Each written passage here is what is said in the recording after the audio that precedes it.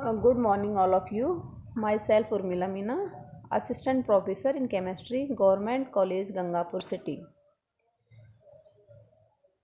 आज हम coordination compound को डिस्कस करेंगे. इसमें वर्नर थ्योरी है, उसका डीपली स्टडी करेंगे. कोऑर्डिनेशन कंपाउंड ऐसे यौगिक जिनमें धातु तथा लिगेंड के मध्य एक या एक से अधिक उपसहसंयोजक बंध पाए जाते हैं, जिनके कारण ये स्थायी प्रकृति दर्शाते हैं, उपसहसंयोजक यौगिक कहलाते हैं. इसमें मेटल और लिगेंड के मध्य कोऑर्डिनेशन बॉन्ड होता है, जिसमें दोनों इलेक्ट्रॉन लिगेंड से मेटल पर आते हैं. इस तरह उपसहसंयोजक बॉन्ड बनता है. गुणधर्मों के आधार पर यौगिकों को 3 प्रकारों में बांटा जाता है. पहला है सिंपल साल्ट, जिसका एग्जाम्पल है नमक. सिंपल साल्ट यानी साधारण लवण. ये ऐसे लवण होते हैं जिनका निर्माण अम्ल व क्षार के मिलने से होता है. उदासीनीकरण क्रिया होती है और साधारण लवण बनता है. ये जल में विलय होकर अपने आयनों में टूट जाते हैं और उन सभी आयनों का परीक्षण देते हैं जो उनमें उपस्थित होते हैं. जैसे NaCl है, K2SO4 है. अब NaCl है, Na प्लस और Cl माइनस में टूट जाता है, इसी का टेस्ट देता है. उसके बाद अगला लवण है डबल साल्ट यानी द्विक लवण. इसका निर्माण 2 साधारण लवणों से मिलकर होता है. ये अपनी ठोस अवस्था में तो स्थायी होते हैं, लेकिन विलयन अवस्था में आयनों में टूट जाते हैं तथा उन सभी आयनों का परीक्षण दर्शाते हैं जो इनमें उपस्थित होते हैं. इसका एग्जाम्पल है फिटकरी. K2SO4 Al2SO4 का ऑर्थराइज चॉइस H2O. उसके बाद है कॉम्प्लेक्स और कोऑर्डिनेशन कंपाउंड यानी संकुल लवण. संकुल लवण इसमें होता है, ये ऐसे यौगिक होते हैं जो अपनी ठोस अवस्था में तो स्थायी होते ही हैं, अपनी विलयन अवस्था में भी स्थायी होते हैं.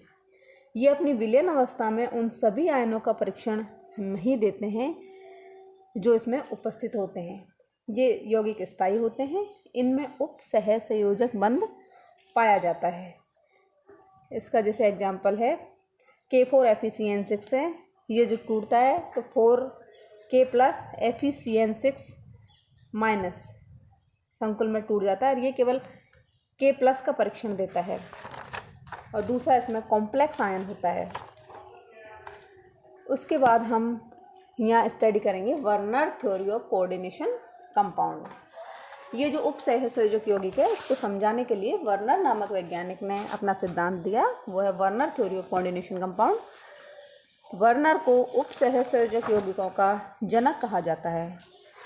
उन्होंने कोबाल्ट, अमोनिया और क्लोराइड के संयोग से विभिन्न उपसहसंयोजक यौगिक बनाकर उनकी क्रिया AgNO3 के साथ करवाई, जिससे वहाँ अलग अलग या भिन्न भिन्न PPT प्राप्त हुए, जिसे समझाने के लिए उन्होंने अपना सिद्धांत दिया. अब वर्नर के अनुसार जैसे पहला है धातु परमाणु के द्वारा 2 प्रकार की, वर्नर के अन्य जो अपने पॉइंट दिए हैं सिद्धांत में वो हैं धातु परमाणु के द्वारा 2 प्रकार की संयोजकता दर्शाई जाती है या होती है धातु परमाणु की. एक है प्राथमिक संयोजकता, दूसरा है द्वितीयक संयोजकता. यहाँ पर प्राथमिक संयोजकता को, जैसे ये क्लोरीन है, क्लोरीन डॉटेड लाइन से दिखा रखा है, तो ये प्राइमरी वैलेंसी को शो कर रहा है. और दूसरा जो बॉन्ड है NH3 जिससे जुड़ रहा है, वो सेकेंडरी वैलेंसी को शो कर रहा है. प्राथमिक संयोजकता आयनित होती है और द्वितीयक संयोजकता अनआयनित होती है. अगला है प्राथमिक संयोजकता किसी ऋणायन के द्वारा संतुष्ट होती है, जबकि द्वितीयक संयोजकता ऋणायन अथवा उदासीन लिगेंड के द्वारा संतुष्ट हो सकती है. धातु की द्वितीयक संयोजकता का मान निश्चित होता है, जो उसकी समन्वयी संख्या को दर्शाता है.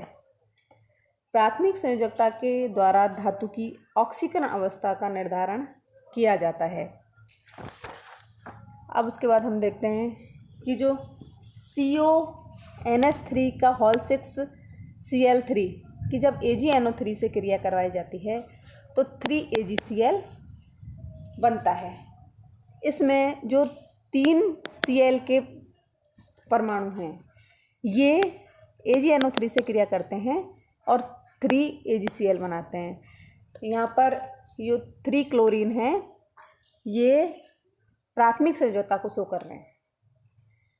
इसी प्रकार दूसरा है CONH3 का होल 5 ClCl2 कि जब AgNO3 से क्रिया करवाई जाती है तो 2 AgCl बनता है।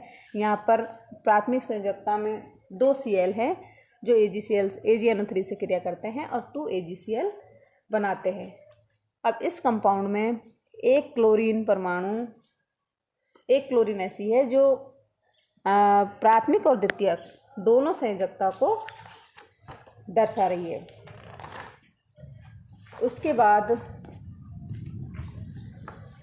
ये जो कॉम्प्लेक्स है टूटता है, एक तो कॉम्प्लेक्स आयन में टूटता है और दूसरा इसके आयन जो प्राथमिक संयोजकता है उससे आयन बन जाते हैं। जैसे फर्स्ट है CONH3 का होल 6 ब्रैकेट है, उसके बाद Cl3, ये 4 आयन में टूटता है। यहाँ 3 तो Cl होते हैं और एक ये जो है कॉम्प्लेक्स आयन होता है।